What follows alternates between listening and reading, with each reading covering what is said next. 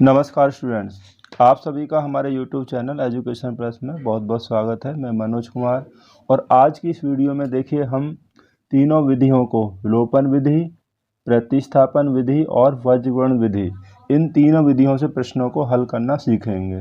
क्योंकि देखिए कभी कभी प्रश्न एग्जाम में पूछ लिया जाता है विधि का नाम देकर कि इस विधि द्वारा प्रश्न को हल कीजिए, तो आप इसलिए इन विधियों को अच्छी तरह से समझ लें। तो पहला प्रश्न जो हमें दिया हुआ है, इस प्रश्न को हम विलोपन विधि द्वारा हल करेंगे। और इस प्रश्न में हमने देखिए अक्षरों वाली संख्याओं को लिया है, यानी कि हमने 2, 3, 4 ऐसी संख्या नहीं ली है। ऐसा प्रश्न लिया है क्योंकि ये प्रश्न भी काफ़ी एग्जाम में पूछ लिया जाता है। तो आप इस प्रश्न को समझ लीजिए। देखिए समीकरण 1 और समीकरण 2, विलोपन विधि में हमें क्या करना होता है, हमें देखना होता है कि x या y किसी एक के गुणांक को हमें बराबर करना होता है। तो इस प्रश्न में हम देखेंगे कि यहाँ x का गुणांक p है और यहाँ पर q है, और इसमें q है y का, तो यहाँ पर y का गुणांक p है।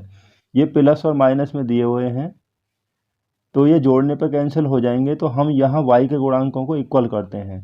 तो y के गुणांक जब हम इक्वल करेंगे तो जो p है नीचे वाले समीकरण में, p को यहाँ p से गुणा कर देंगे और इसमें गुणा करेंगे, नीचे वाले में कर देंगे सेकंड में q से, क्योंकि p से करेंगे तो ये pq हो जाएगा, और जब q से गुणा p में करेंगे तो ये भी आपका pq हो जाएगा। तो इसलिए हम y के गुणांक बराबर कर लेते हैं, समीकरण 1 को p से तथा समीकरण सेकंड को q से गुणा करने पर।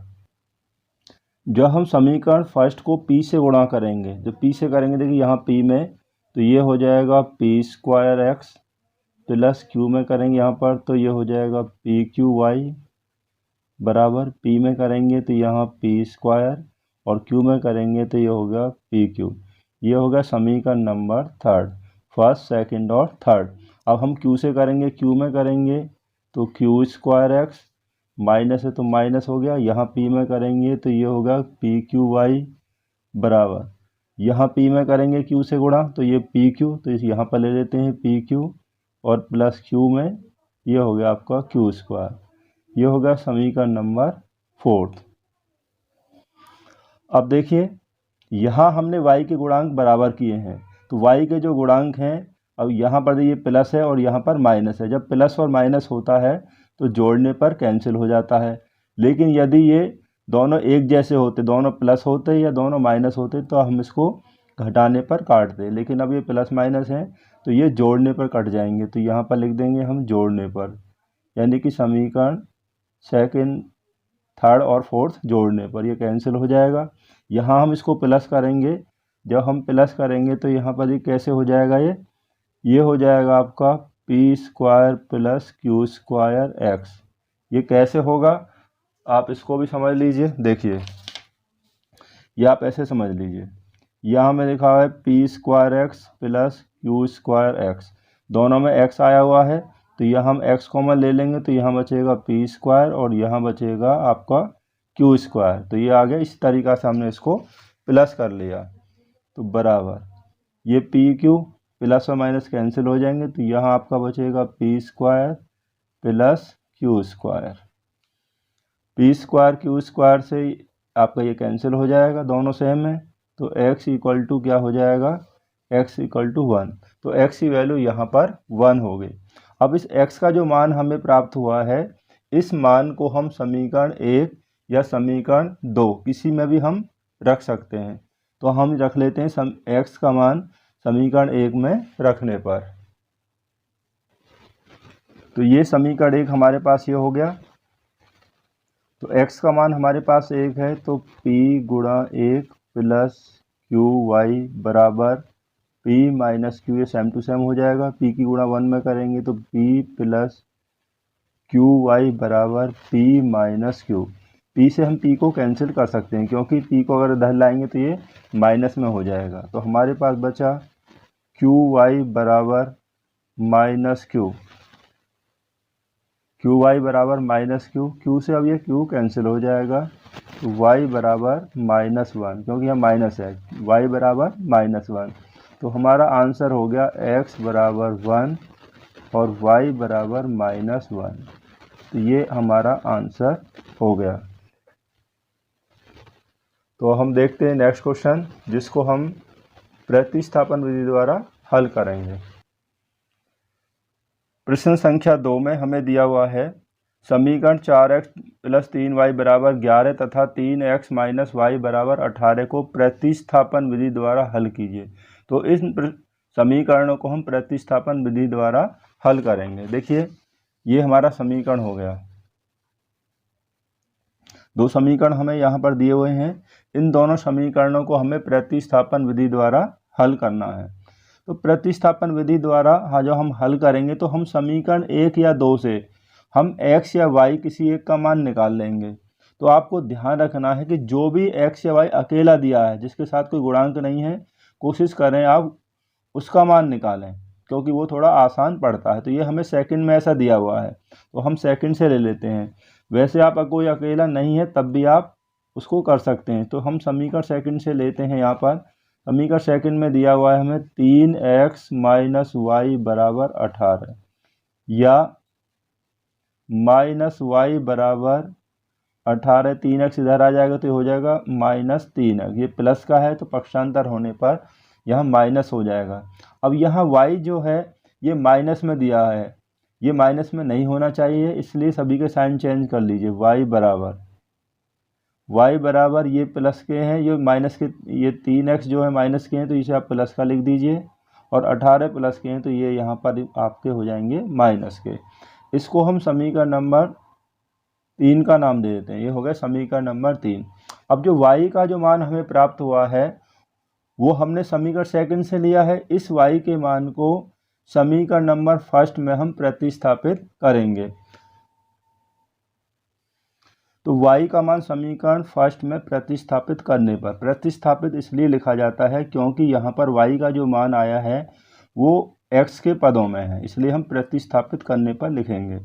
अब देखिए, हमने सेकंड से निकाला है तो हमें ये आपको ध्यान रखना है कि हम फर्स्ट में रखेंगे। अगर हम फर्स्ट से निकालते तो सेकंड में रखते, यानी कि जिस समीकरण से मान ज्ञात करते हैं उसमें नहीं रखते हैं, उससे दूसरे वाले में रखते हैं। अब समीकरण फर्स्ट हमारे पास क्या है? ये समीकरण फर्स्ट है 4x + 3y। अब y का मान ये है हमारे पास, तो हम इस मान को रख देंगे 3x - 18। तो y का मान ये हो गया बराबर 11 जो हमें दिया है। तो जहाँ y है y के स्थान पर आपको ये मान रखना है जो हमने प्राप्त किया है 3x - 18। तो 4x + 3 से यहाँ गुणा करेंगे, 3 × 3 = 9x, 18 × 3 = 54 बराबर 11। और 9 और 4 कितना हो गया? दोनों प्लस के हैं 13x बराबर, ये माइनस के 54 है तो इधर आएंगे तो प्लस के हो जाएंगे, तो 54 + 11, माइनस का इधर आके प्लस हो गया, तो 13x बराबर 54 और ये 11 हो जाएंगे 65। तो x बराबर 13 से 65 हम कैंसिल कर लेंगे, 13 × 5 = 65। तो x बराबर हमारे पास हो गया 5। तो x का जो मान आया है हमें, उसे हम समीकरण फर्स्ट, सेकंड या थर्ड किसी में भी रख सकते हैं। तो हम ये मान इस समीकरण नंबर थर्ड में रखेंगे, क्योंकि यहाँ पर रखने से बहुत ही आसान हो जाएगा। तो समीकरण थर्ड हमारे पास है y बराबर 3x - 18। तो y बराबर 3, x का मान 5 हो गया -18, तो बराबर 5 × 3 = 15 -18, तो बराबर हो गया 18 में से 15 गई तो -3 बचेंगे, क्योंकि माइनस वाली संख्या ज़्यादा है। तो ये हो गया y बराबर -3। तो हमारे पास जो आंसर हो गया x बराबर 5 और y बराबर हो गया -3। तो ये इस प्रश्न का हल हो गया। तो इस तरीक़ा से हमने ये प्रश्न प्रतिस्थापन विधि द्वारा कर लिया। एग्जाम में ये पूछ लिया जाता है कि इस समीकरण को इस विधि द्वारा हल कीजिए। विधि का नाम दिया होता है तो आपको उसी विधि से करना है, वरना नाम नहीं दिया है तो आप किसी विधि से प्रश्न को हल कर सकते हैं। तो प्रश्न संख्या 3, प्रश्न में दिया हुआ है समीकरण 6x - 5y - 16 बराबर 0 तथा समीकरण 7x - 13y + 10 बराबर 0 को वज्र गुणन विधि द्वारा हल कीजिए। तो हमें इस प्रश्न को वज्र गुणन विधि द्वारा हल करना है, क्योंकि इसमें इस विधि का नाम दिया हुआ है। तो देखिए, ये हमारा प्रश्न हो गया।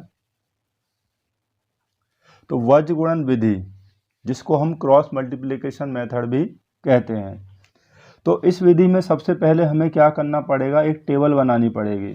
हम वो टेबल कैसे बनाएंगे, देखिए यहाँ हम बना लेते हैं, जो इनके गुणांकों को लेंगे, जैसे x का गुणांक है, यहाँ y का गुणांक -5 है, यहाँ ये 16 है, तो हम देखिए यहाँ बना लेते हैं टेबल को। तो ये पहले हम लिखेंगे समीकरण फर्स्ट तथा सेकंड से। देखिए समीकरण फर्स्ट तथा सेकंड से, तो यहाँ पर होगा x बटे, यहाँ इसके बाद लिखेंगे आप y बटे बराबर, देखिए यहाँ बराबर 0 दिया हुआ है तो आप लिखेंगे 1 बटे।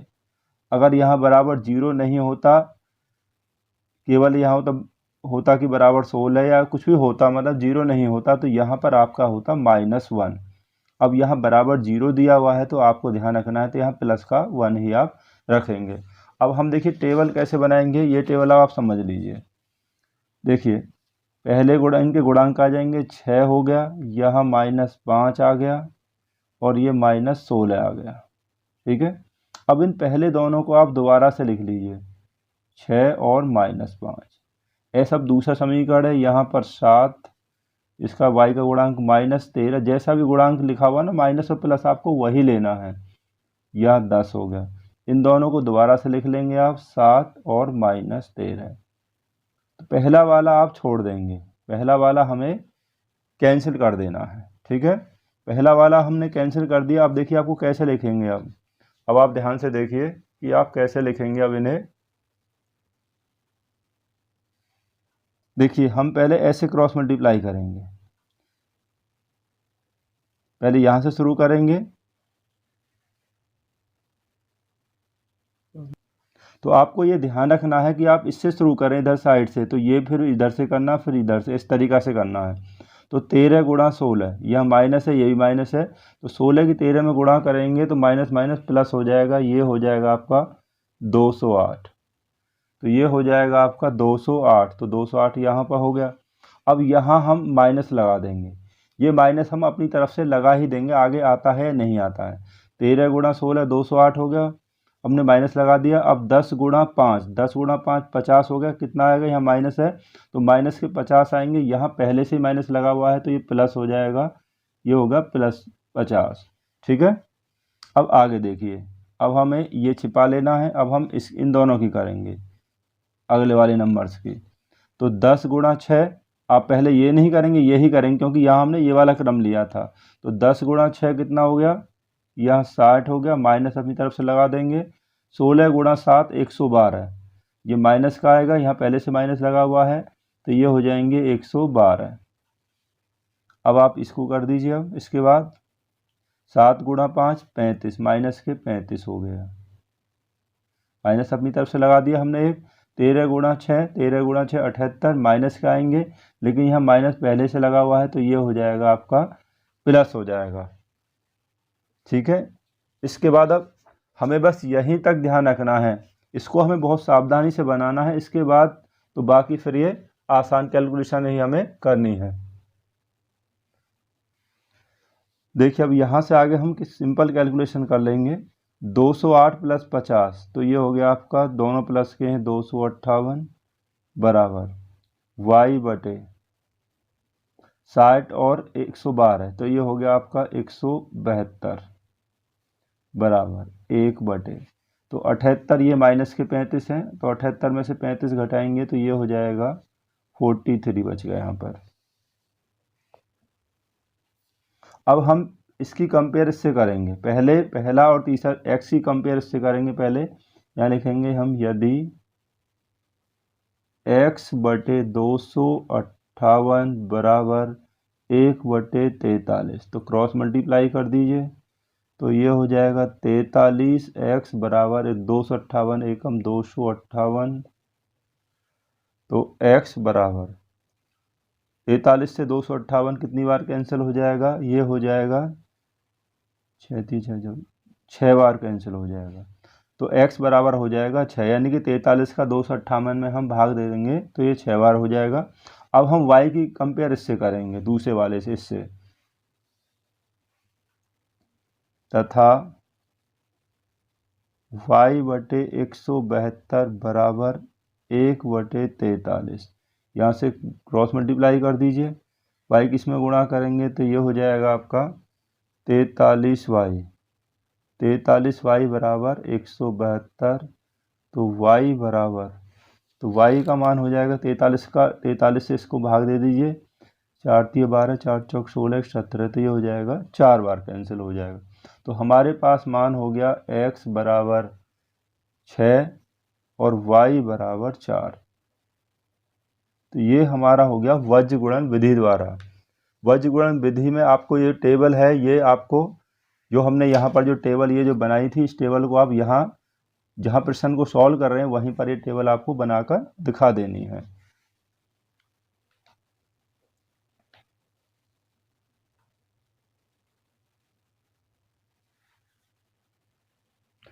तो आप इन तीनों विधियों का अच्छी तरीक़ा से प्रैक्टिस कर लें, तैयार कर लें, ताकि एग्ज़ाम में अगर आपको कोई सी विधि पूछी जाती है तो आप उस प्रश्न को बिल्कुल हल कर दें।